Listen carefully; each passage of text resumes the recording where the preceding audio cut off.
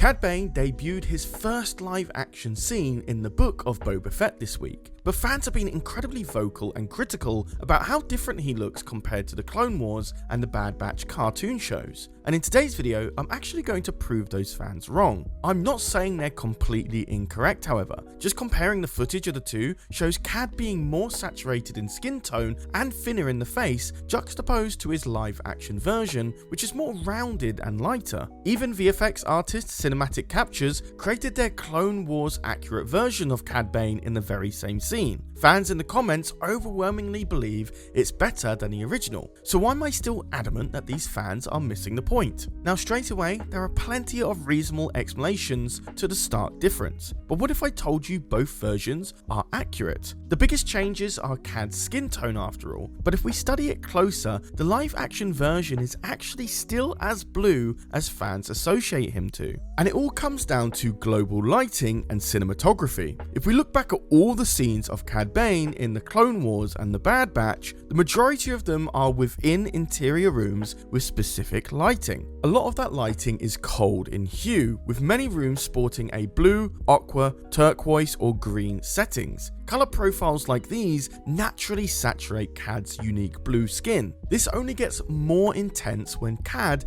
is in a bright blue lit room, like a cockpit in the middle of traveling through hyperspace. And these are examples fans have been using to highlight the differences to the live action variation. Yet, if we take a look at this scene here, the white sparks generated from his blaster bounce their light source off Cad's face, losing some of his blue color. Now this argument isn't perfect. There are plenty of scenes in the Bad Batch that suggest his skin is just as saturated no matter the color profile of that scene. This scene of Cad chasing after Omega has a very warm yellow lighting to it, and yet Cad is still really blue. Whether that's due to a change in Cad's appearance by a director, we don't really know. But moving swiftly over to the live action scene, we're in the middle of Tatooine, a very hot, warm, yellow lit planet thanks to the intensity of the suns and the light rays reflecting off the sand. Just looking out into the background of this scene of the Book of Boba Fett, we can see the colours completely washed out. Whilst this should affect every colour of the spectrum thanks to the searing light of the suns, the director of this episode actually punched up the saturations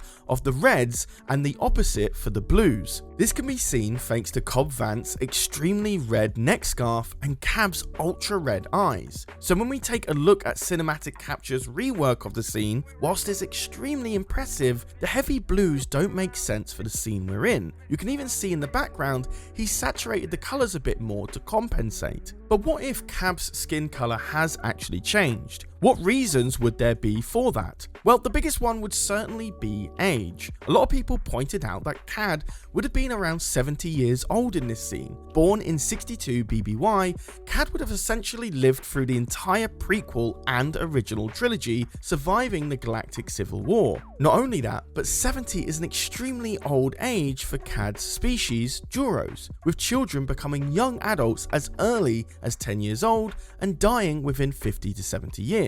To give you a comparison, Cad would be 120 years old in human years, a feat literally only one person on Earth has achieved to this day. On a side note, it's actually crazy interesting. The woman was called Janine Clement and was born in 1875 and died in 1997. But anyway, to get back on track, age is a great variable for physical change. We've seen it in plenty of human characters of the Star Wars universe. Obi-Wan's appearance between the prequel and original trilogies is a great example, and non-Force wielders like Han Solo between the original and sequel episodes is another. But one of the best examples would be Ahsoka. She too started in the Clone Wars TV show, but we got to see her physically change as she got older. Born in 36 BBY, she was roughly 14 years of age at season 1 of the show, and roughly 17 in the final. But The Mandalorian and the Book of Boba Fett is set in 9 ABY, meaning Ahsoka's first ever live action appearance in those shows would place her in the neighbourhood of 44 to 45 years old. old, and her appearance is somewhat different in these live action shows compared to her Clone Wars counterpart. Yet, her live action casting and appearance